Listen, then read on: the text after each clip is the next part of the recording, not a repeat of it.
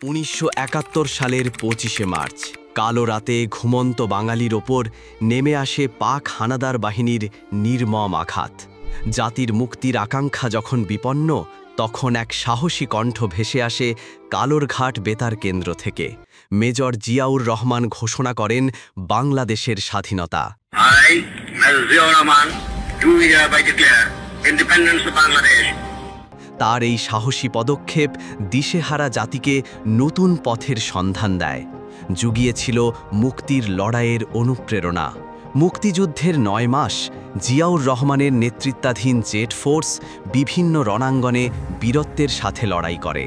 তার রণকৌশল ও অদম্য সাহস মুক্তিযোদ্ধাদের মনে নতুন উদ্যম সৃষ্টি করে, যা স্বাধীনতা অর্জনে এক গুরুত্বপূর্ণ ভূমিকা রাখে। স্বাধীন বাংলাদেশে রাষ্ট্রপতি জিয়াউর রহমান যুদ্ধবিধ্বস্ত দেশকে নতুন করে গড়ার কাজে আত্মনিয়োগ করেন। কৃষি বিপ্লবের ডাক দেন, জোর দেন শিল্পায়নের ওপর। তার উদ্যোগে শুরু হয় রাস্তাঘাট, পুল কালভার্ট নির্মাণ সহ বিভিন্ন উন্নয়নমূলক কর্মকাণ্ড। তিনি ছিলেন জনগণের কাছাকাছি থাকা এক নেতা, যিনি দেশের মানুষের ভাগ্য পরিবর্তনে অক্লান্ত পরিশ্রম করে গেছেন।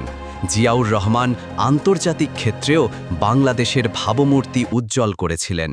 কিন্তু ১৯৮১ সালের ৩০শে মে এক অপ্রত্যাশিত ঘটনায় থামিয়ে দেওয়া হয় এই দেশপ্রেমিক রাষ্ট্রনায়কের জীবন।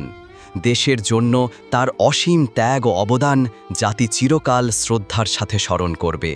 তিনি ছিলেন একজন বীর মুক্তিযোদ্ধা, একজন দূরদর্শী রাষ্ট্রনায়ক এবং বাংলাদেশের ইতিহাসে এক উজ্জ্বল নক্ষত্র। জিয়াউর রহমানের দেখানো পথ এবং তার দেশপ্রেমের আদর্শ আগামী প্রজন্মকে সবসময় অনুপ্রাণিত করবে।